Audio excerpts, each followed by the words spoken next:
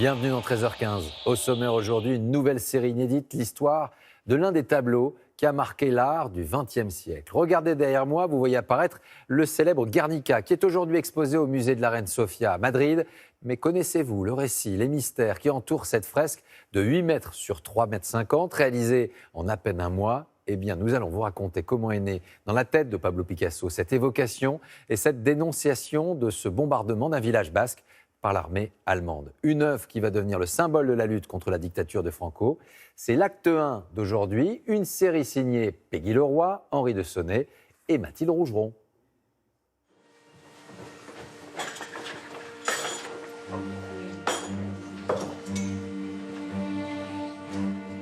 Moi, Pablo Picasso, me voilà rattrapé par l'histoire de mon pays, l'Espagne.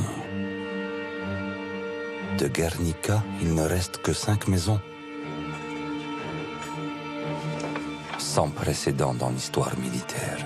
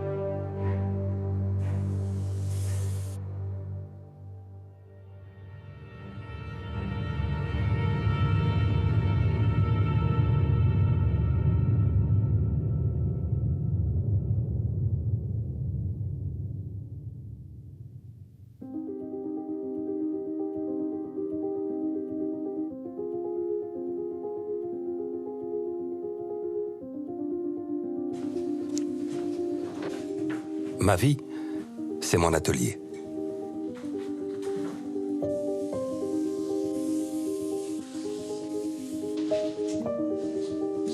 Il se trouve rue des Grands-Augustins, à côté de Saint-Germain-des-Prés. C'est ici que moi, Pablo Picasso, je peins tous les jours. J'ai 56 ans et voilà 33 ans que j'ai quitté mon Espagne natale. Il a quitté l'Espagne tout simplement parce que les choses se passent à Paris et sûrement pas à Madrid. Donc s'il veut être un grand artiste, il doit aller là où la reconnaissance s'opère. La reconnaissance, elle s'opère à Paris. À ceux que ma peinture dérange, je réponds que je ne peins pas ce que je vois, je peins ce que je pense. Beaucoup d'artistes l'ont déjà bien compris, comme le poète Paul Éluard. Il est devenu mon ami, mon confident.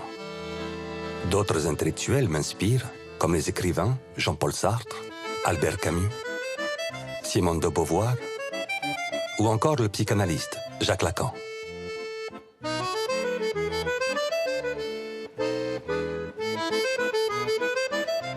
Les débuts difficiles sont derrière moi. Aujourd'hui, mon art se vend bien. Je suis riche et célèbre. D'ailleurs, dans la rue, les gens me reconnaissent.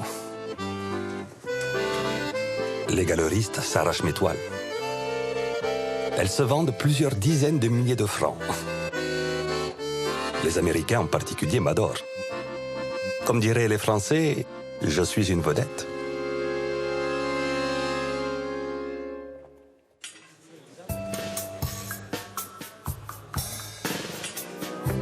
Tenez, l'autre jour, j'étais au restaurant avec un ami.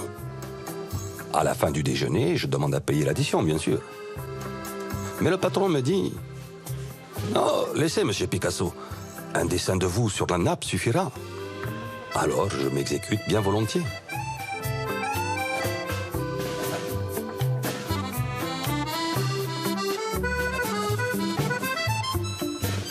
Mais au moment de partir, le serveur me fait remarquer « Vous n'avez pas signé votre dessin ?» J'ai répondu « Je veux bien payer mon repas, mais pas tout le restaurant. »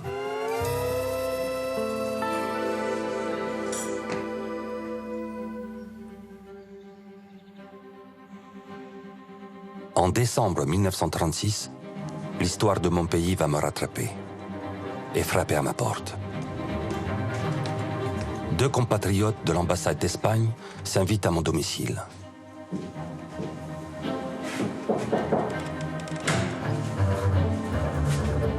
Ce sont des envoyés du gouvernement du Front populaire espagnol. Cette coalition de gauche élue par le peuple est aujourd'hui attaquée.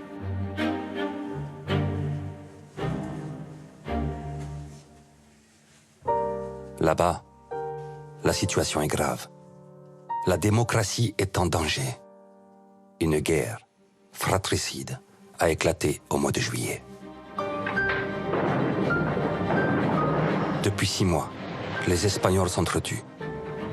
À cause d'un homme, le général Franco. Aidé d'une partie de l'armée, ce nationaliste veut renverser la République et son gouvernement. Ce sont des généraux qui s'appuient sur les troupes militaires pour renverser une république espagnole que l'on accuse de vouloir exproprier les propriétaires terriens et d'être très hostile à l'influence de l'Église. Par rapport à cela, la position de Picasso, dont le moins qu'on puisse dire est qu'il n'a jamais été particulièrement proche des milieux militaires, elle est claire. Elle ne peut être que du côté de la République espagnole.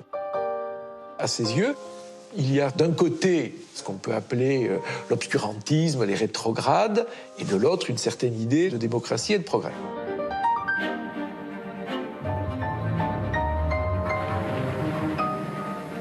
À l'heure même où nous parlons, Madrid est assiégée par les troupes de Franco. Ses habitants, largement fidèles à la République, tentent de les repousser. La ville est bombardée.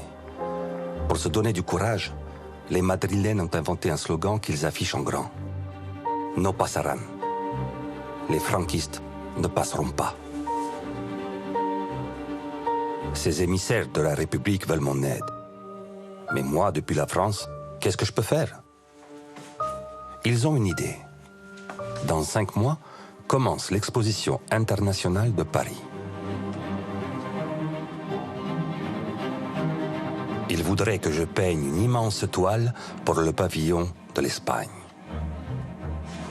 Cela prouverait que les artistes célèbres comme moi soutiennent les républicains. Avoir Picasso de son côté, c'est déjà énorme. S'il y a un artiste espagnol que tout le monde s'attend à voir là, c'est lui. J'accepte bien volontiers. Pour le thème, j'ai carte blanche. Pour l'instant, je n'ai pas vraiment d'idée. On verra bien. Je ne sais pas encore à quel point cette commande va changer ma vie.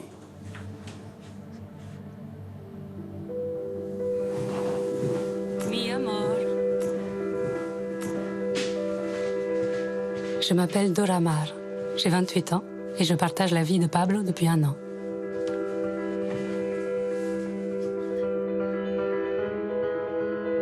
Je suis connue dans le monde de l'art pour mes photographies. J'appartiens au groupe des surréalistes dont je partage les idées politiques bien tranchées. C'est une jeune femme qui est très engagée dans des milieux qu'on qualifierait aujourd'hui d'extrême gauche, qui sont des milieux très rigoureusement engagés dans la lutte contre le fascisme et contre le nazisme. Notre passion est absolument dévorante. Je suis son amante et sa muse.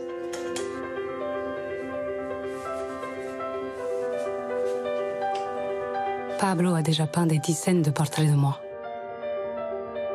Je suis devenue son obsession. Et je ne suis pas la première. Quand je l'ai rencontré, il était déjà marié avec Olga, dont il a un fils, Paulo. Mais il l'a trompé avec Marie-Thérèse, avec qui il a une fille, Maya. Quand nous sommes devenus amants, il n'a pas pour autant rompu avec cette jeune femme. Peu importe, j'accepte de le partager.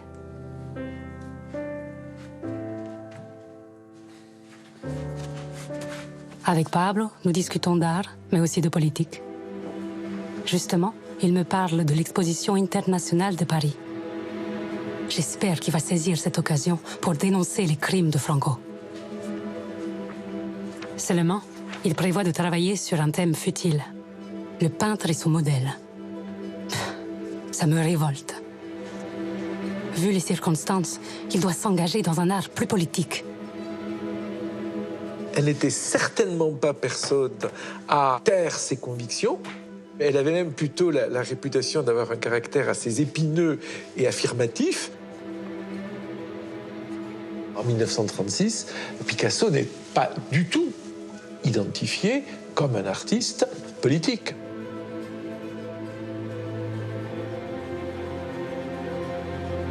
Sa réponse est toujours la même. Si une œuvre est politique, elle n'a plus qu'un seul sens. Et donc elle s'appauvrit.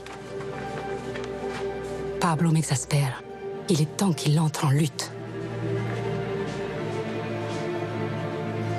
C'est ce caractère affirmatif qui a probablement aussi contribué à capter très fortement l'attention de Picasso. Elle a beaucoup contribué à mettre en branle la machine.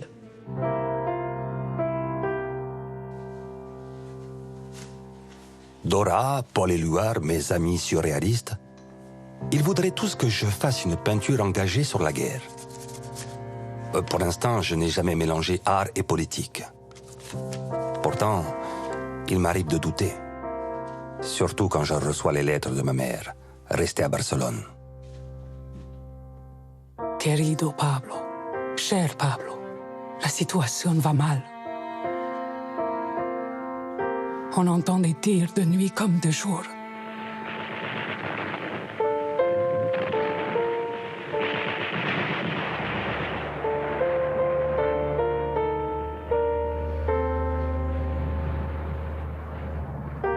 On nous ramène des centaines de blessés chaque jour qui meurent ici.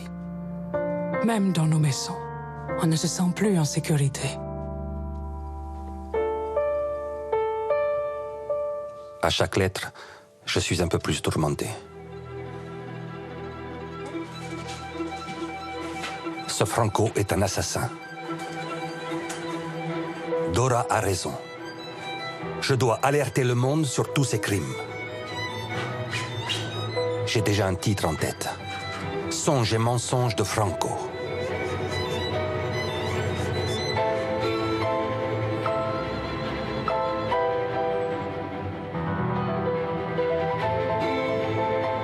Cette œuvre, c'est mon réveil politique. Songes et mensonges de Franco, c'est une série de gravures qui sont totalement caricaturales, bouffonnes, qui utilisent contre Franco l'arme du grotesque et même quelquefois de l'obscénité, puisque Franco devient une espèce de tubercule plus ou moins phallique, plus ou moins velu, absolument grotesque. Cette belle jument, c'est l'Espagne républicaine attaquée. Franco laisse derrière lui des femmes hurlantes, portant leurs enfants morts. Ces œuvres seront vendues au profit de la République espagnole. C'est ma façon d'aider. Et puis, je me remets à la grande toile pour l'exposition internationale. Pour ça, je n'ai pas changé d'avis. Je garde mon thème, le peintre et son modèle.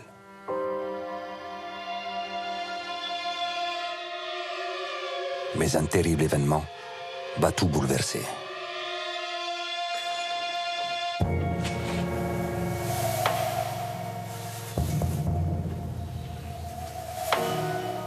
Comme tous les matins, dans le café où j'ai mes habitudes, je lis mes journaux. J'y découvre qu'une petite ville basque, Guernica, a été massacrée.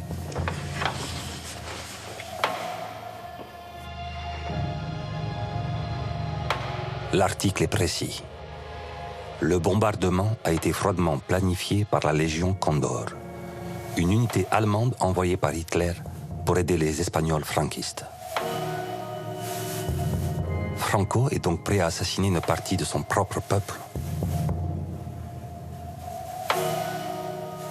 Le général nazi von Richthofen lui prête main forte pour mater la résistance basque.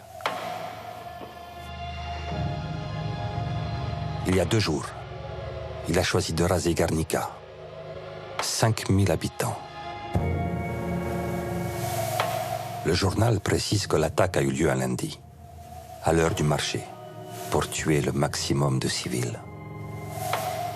Je suis terrifié par le récit des survivants.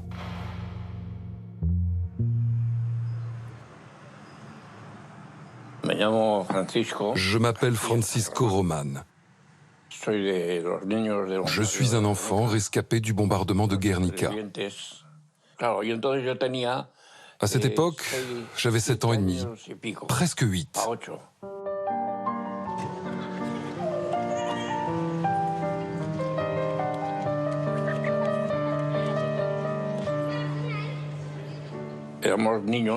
On était des enfants.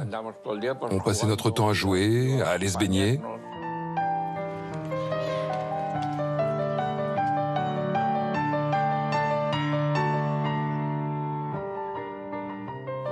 On jouait au football. Des trucs de gosses, quoi.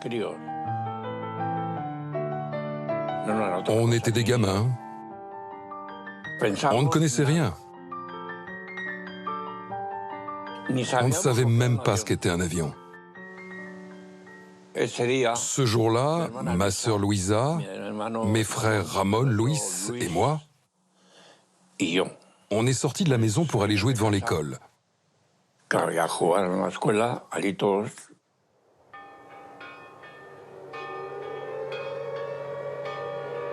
On a commencé à entendre les sirènes.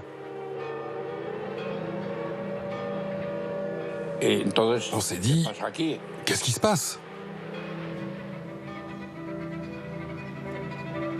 Tout le monde a commencé à courir.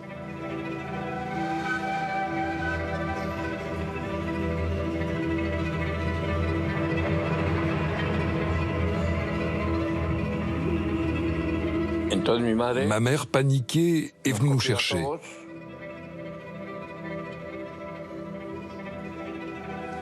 Et on s'est tous mis à courir vers l'usine d'armement.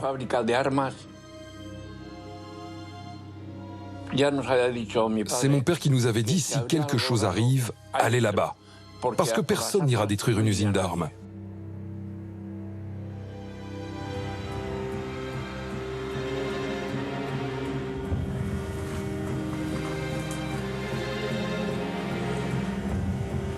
On était très nombreux. Je crois qu'on était plus de 300.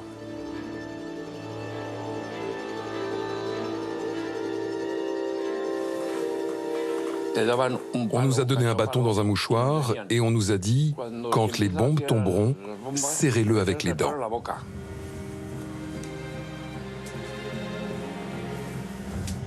Ça protégera vos tympans des déflagrations.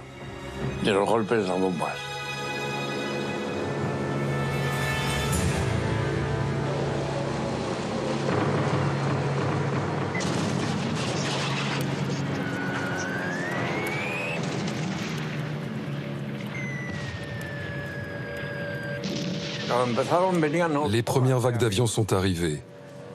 3, et puis 3, et encore 3. Et ils ont lâché des bombes de plus de 50 kilos.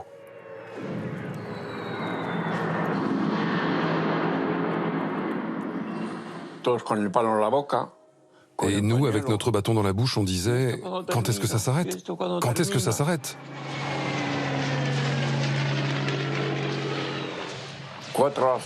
4 heures de bombardement. Et à la fin, ils ont lâché les bombes incendiaires. C'est ce qui a tué le plus de personnes.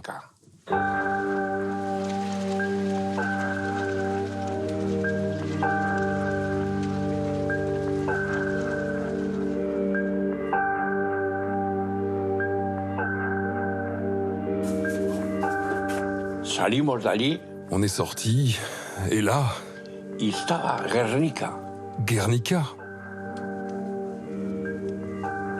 Et le ciel, tout était rouge, rouge, tout était en feu.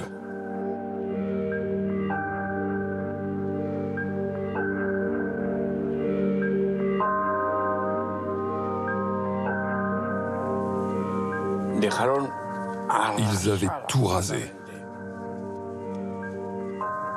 Et mon grand frère a dit à ma mère, « Maman, regarde, il y a des gens qui dorment dans la rue. » Et ma mère lui a dit, « Oui, mon fils, ils dorment dans la rue. » En fait, ils étaient tous morts. «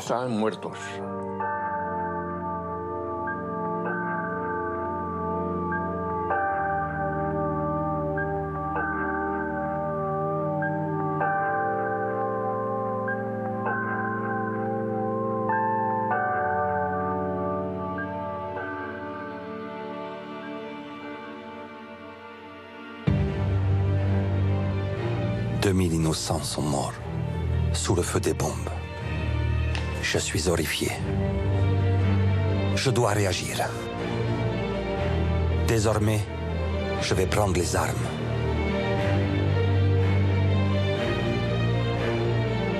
Les miennes, ce sont des pinceaux.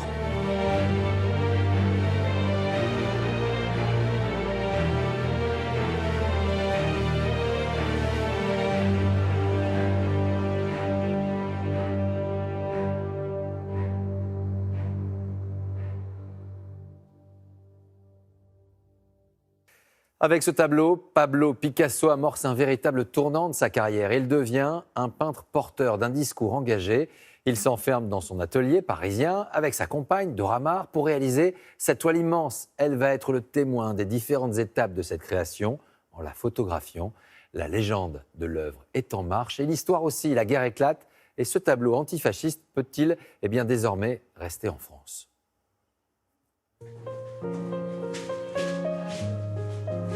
Depuis quelques jours, quand j'entre dans son atelier, moi, Dora Maar, c'est comme si je n'existais plus. Pablo est tout à son nouveau sujet, les bombardements de Guernica.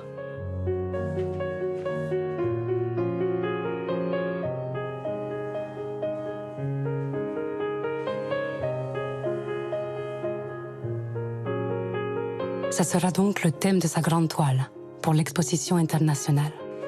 Il a déjà un personnage. Un cheval avec un poignard à la place de la langue. Quand il ne peint pas, il dévore la presse. Il lit tout ce qui est publié sur le massacre de Guernica. Les avions ont mitraillé la foule courant vers les refuges. Vieillards, femmes et enfants sont tombés comme des mouches. Les comptes rendus dans les journaux sont très frappants. Ce sont des comptes rendus qui parlent de massacre des innocents. Et on retrouve très bien le récit des envoyés spéciaux de l'époque dans son tableau.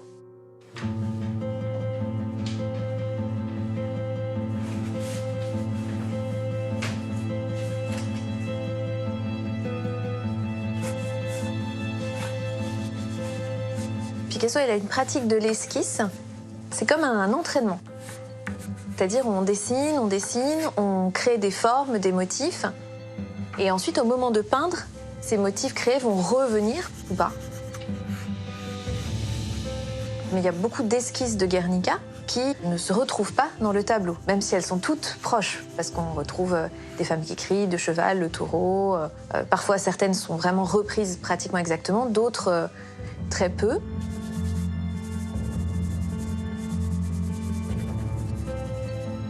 On sait qu'il a réfléchi à mettre de la couleur dans Guernica, beaucoup de couleurs, même stridentes. Des jaunes, des violets, des bleus, qu'il utilise aussi dans sa peinture par ailleurs, parfois à l'époque, et finalement il y a renoncé. 3 semaines avant le début de l'exposition internationale, l'immense toile est arrivée. Pablo se prépare, moi aussi. J'ai décidé de photographier chaque étape de cette création. Le commencement d'une expérience unique entre lui et moi. Dès le début de Guernica, Il y a eu une conscience chez Picasso et peut-être chez Dora Maar qu'il se passait quelque chose d'exceptionnel rue des Grands Augustins.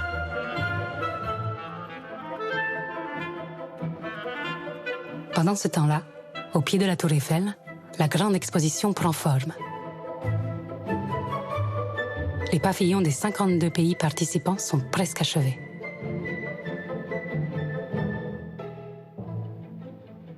Tous les acteurs de la future guerre mondiale sont là. Vous avez d'un côté le pavillon de l'Allemagne nazie, avec l'aigle et la croix gammée en haut, et en face le pavillon de l'Union soviétique, avec le moissonneur et la kolkhosienne qui brandissent la faucille. Donc, on est dans une opposition monumentale, et idéologique et architecturale très claire. Ironie de l'histoire, le tableau de Pablo sera exposé dans le petit pavillon espagnol, juste sous l'aigle menaçant des Allemands. Les responsables du massacre de Guernica.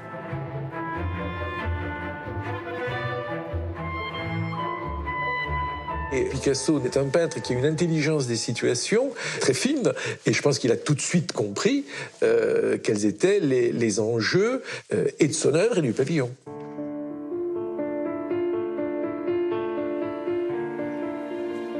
Pablo a commencé à travailler, et moi, à le photographier. Personne n'avait fait cela auparavant. Capter son processus créatif. De ses esquisses, il a gardé cette femme hurlante qui porte son enfant mort. Un taureau étrangement calme veille sur elle. Au centre, un homme blessé lève un immense poing, symbole de lutte et d'espoir. Un cheval agonise et courbe l'échine. Une scène de chaos.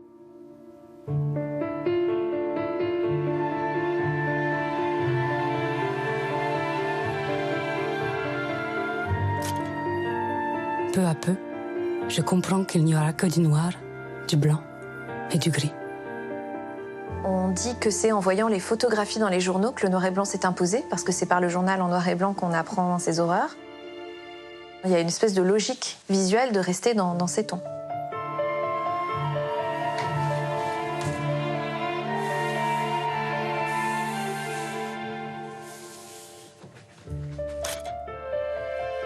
Quelques jours plus tard, la composition du tableau a évolué. Par exemple, Pablo a abandonné l'immense point levé. On remarque beaucoup plus le cheval dont il a relevé la tête. Le corps du taureau a changé de sens. Il entoure maintenant la femme à l'enfant mort.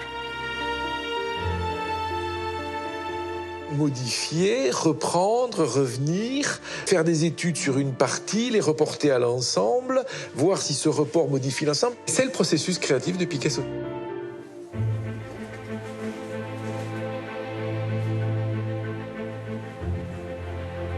Au fil de mes photos, la toile se construit. Pablo retravaille sans cesse chaque personnage.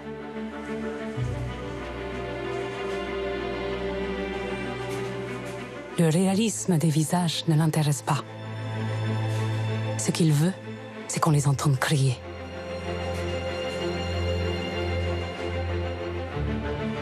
On ne sait pas où on est, on ne sait pas qui sont ces gens, on sait juste qu'il se passe quelque chose de terrible, que c'est un cauchemar. Il présente la douleur au moment où elle est visiblement la plus forte. La terreur pour la femme qui est à la fenêtre et qui hurle, c'est le moment où ses bras sont à leur maximum d'extension. Un mois de travail intense.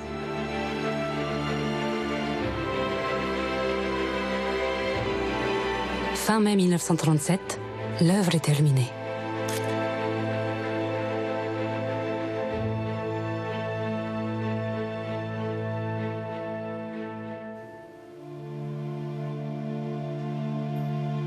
Jusqu'au bout, il a retouché sa toile. Dans le soleil, Pablo a ajouté une ampoule, comme si la scène se déroulait finalement dans une vaste maison. Sur la droite, il y a aussi cette porte. On ne sait pas si on est à l'intérieur, ou à l'extérieur. Ou si c'est la nuit ou le jour. D'ailleurs, où sommes-nous, vraiment?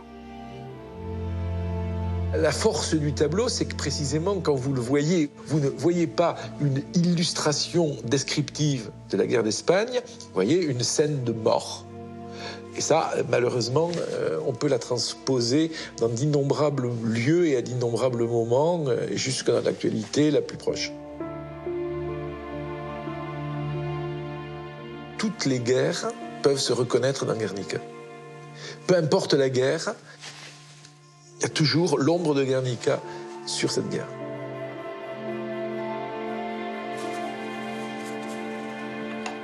Je ne remarque pas immédiatement la seule note d'espoir du tableau.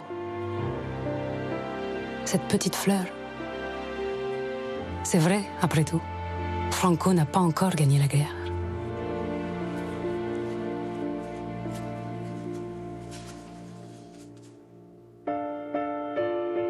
Au début du mois de juin, les ouvriers viennent chercher la toile.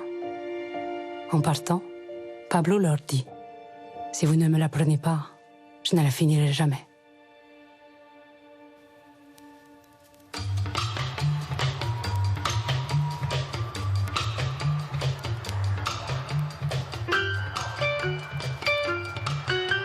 À Paris, à ce moment-là, on est bien loin de la tragédie espagnole.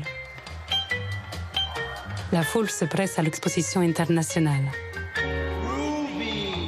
Les visiteurs ont envie de s'amuser. Ils ne veulent pas entendre parler d'une guerre.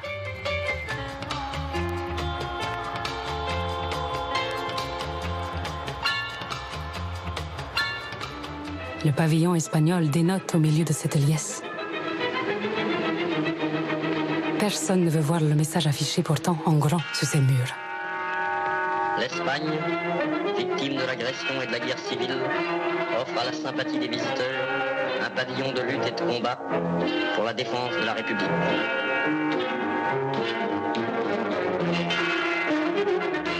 Guernica est installé au rez-de-chaussée du pavillon. Quelques critiques d'art en saisissent tout de suite la portée symbolique, contre l'horreur de la guerre.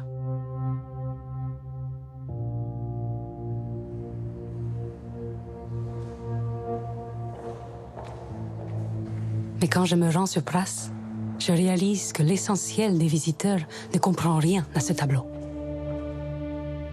Et en particulier, les républicains espagnols, ceux-là même qui ont commandé la toile.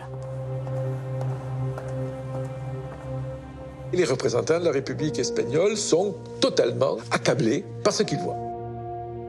Parce que c'est une peinture beaucoup trop moderne, il n'y a pas une représentation littérale des événements, il n'y a pas de croix gammée, il n'y a pas d'avion, il n'y a pas de casque, il n'y a pas de mitrailleuse. Donc c'est une œuvre qui est peu compréhensible, croit-il, pour le, entre guillemets, commun des spectateurs. À tel point d'ailleurs qu'on croit savoir qu'ils se sont dit, enfin ce truc-là, on va pas l'accrocher. Enfin, c'est pas possible. Les officiels espagnols songent même à remplacer Guernica par ce tableau d'Horacio Ferrer, qui représente le bombardement de Madrid. C'est sûr, c'est plus réaliste. Finalement, c'est Pablo qui me rassure. Je sens bien que Dora est très affectée. Je lui dis de ne pas s'inquiéter. Tout le monde veut comprendre la peinture. Pourquoi n'essaie-t-on pas de comprendre le chant des oiseaux? Ceux qui cherchent à expliquer un tableau font, la plupart du temps, fausse route. En octobre 1937, à la fin de l'exposition de Paris, la République espagnole est à genoux. Elle perd du terrain face à Franco. Guernica est la propriété de l'Espagne. Mais le gouvernement républicain a bien mieux à faire que de s'occuper de ce tableau.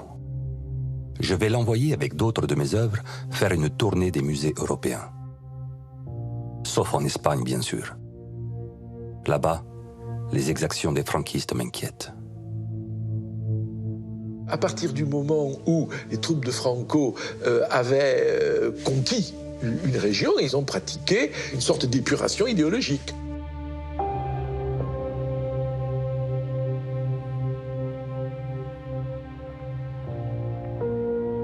Par peur des représailles, des millions d'Espagnols républicains fuient vers la France. À la frontière, en janvier 1939, j'apprends que les douaniers français enregistrent jusqu'à 15 000 nouveaux réfugiés par jour.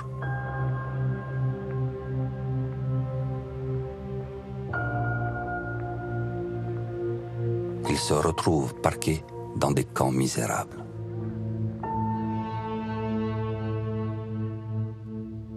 Chez moi, je ne peux pas rester sans rien faire.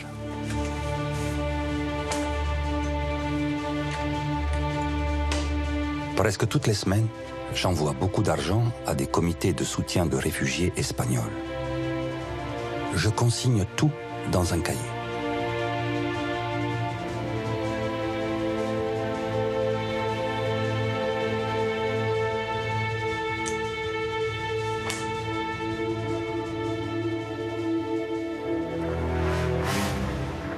En mars 1939, Franco a gagné.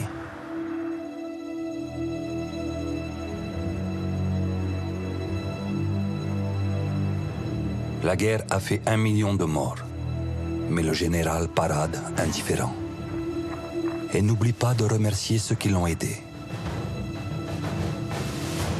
Dans la ville de Léon, où les croix gammées ont fleuri partout, ces soldats inaugurent la rue Légion Condor, du nom de l'unité allemande responsable du massacre de Guernica. Mon tableau et moi, nous ne sommes pas prêts de mettre les pieds en Espagne.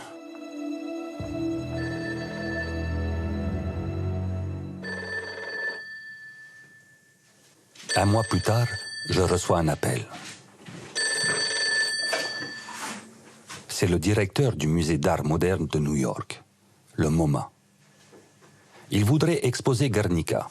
C'est une chance, car le tableau est à nouveau à Paris et je ne sais pas quoi en faire. Pour le moment, il n'est pas question de restituer l'œuvre à l'Espagne, à laquelle elle appartient, puisque c'est une commande de l'État espagnol. Parce que les personnes qui lui ont commandé l'œuvre ne sont plus les mêmes, et sont même ses pires ennemis.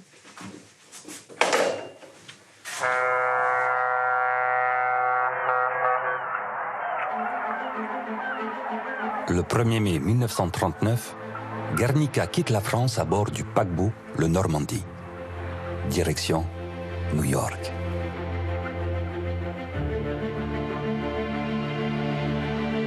Picasso est très content. Il dit que Guernica est bien plus efficace accroché au MoMA que roulé dans son atelier, par exemple. Et donc, Guernica se trouve sur le sol américain quand la guerre éclate.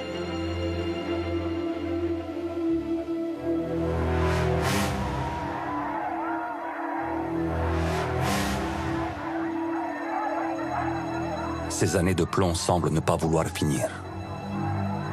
Après le coup d'État de Franco, voilà qu'en septembre 1939, Hitler et la France se déclarent la guerre.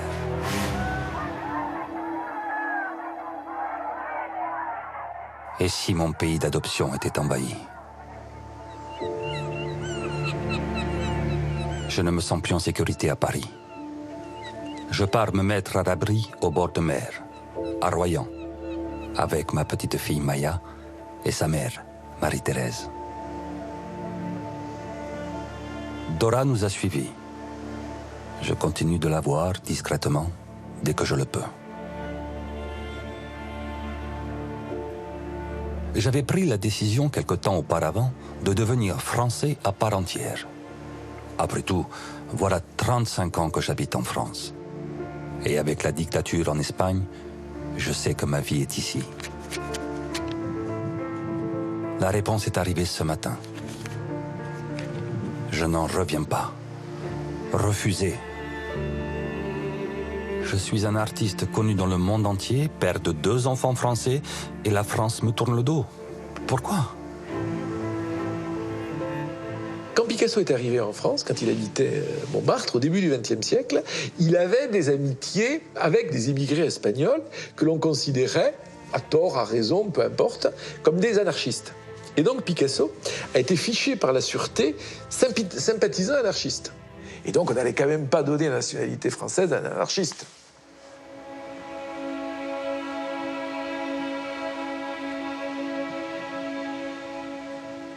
Quelques mois plus tard, les Allemands envahissent la France et Royan n'y échappe pas. Les voilà sur la plage. La peur s'installe. Je préfère rentrer à Paris.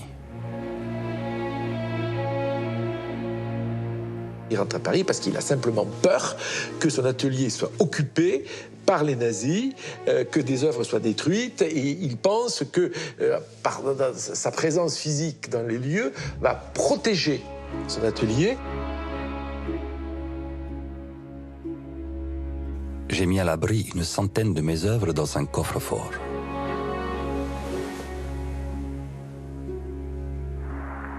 La présence des Allemands m'angoisse. Je ne peux même plus exposer mes œuvres publiquement du fait de la censure depuis juin 1940. Les nazis me considèrent comme un artiste dégénéré. Ma situation est précaire. Les États-Unis et le Mexique m'ont bien offert l'asile, mais j'ai choisi de rester. C'est ma façon de résister. Ils ne sont pas si nombreux que cela dans cette génération à avoir tenu tête sur place sans rien concéder, sans accepter aucune invitation, aucune exposition, etc. Je me fais discret dans mon atelier. Un soir, une visite vient troubler cette quiétude. J'ouvre ma porte à un officier allemand. Avec lui, je ne crains pas grand-chose. C'est Ernst Jünger, un écrivain connu. Il est dans l'armée d'occupation, mais il ne partage pas les idées des nazis. D'ailleurs, mon art l'intéresse. Il pose les yeux partout.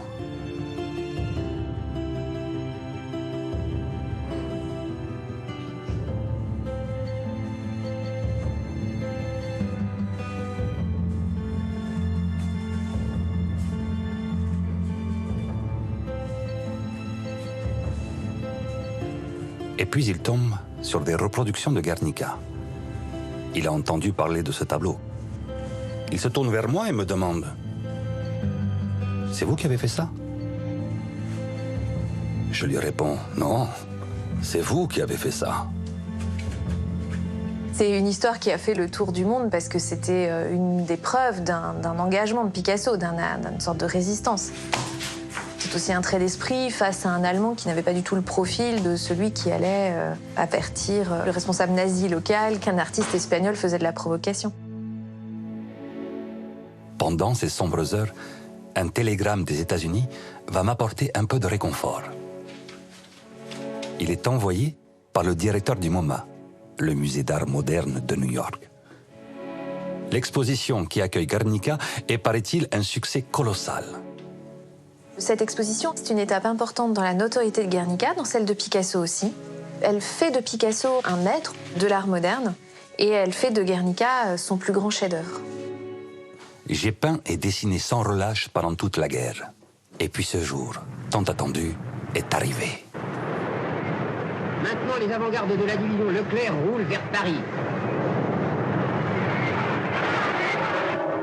Quelques tours de chenille et ils sont à l'hôtel de ville. Ils vivent avec Paris la dernière nuit d'un cauchemar de 4 ans. Paris est libéré et en partie grâce à des républicains espagnols engagés dans la France libre, des compatriotes. Certains ont même appelé leur véhicule Guernica.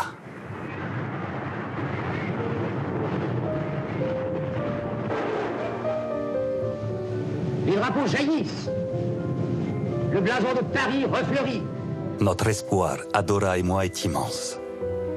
Je veux croire que Franco sera chassé comme l'ont été Mussolini et Hitler.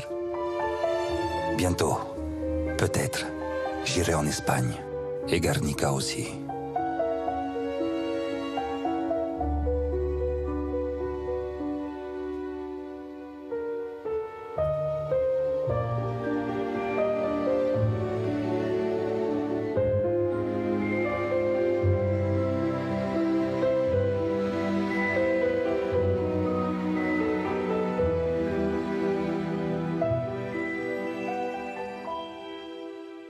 Guernica en exil aux États-Unis, loin du conflit, mais Picasso a déjà en tête l'idée que la toile retrouvera un jour l'Europe. Seulement, rien ne va vraiment se passer comme le peintre l'envisage. Vous restez avec nous. Dans un instant, la suite de cette série consacrée à l'histoire passionnante de cette toile à travers l'histoire. Une pause, une courte page de pub et on se retrouve. D'abord, je décide de laisser Guernica là où il est, au Musée d'art moderne de New York. Au téléphone, le directeur du MoMA me confirme que le tableau rencontre un énorme succès. Des milliers de visiteurs chaque jour. Quel retentissement! Mon œuvre est devenue le symbole des horreurs commises par Franco.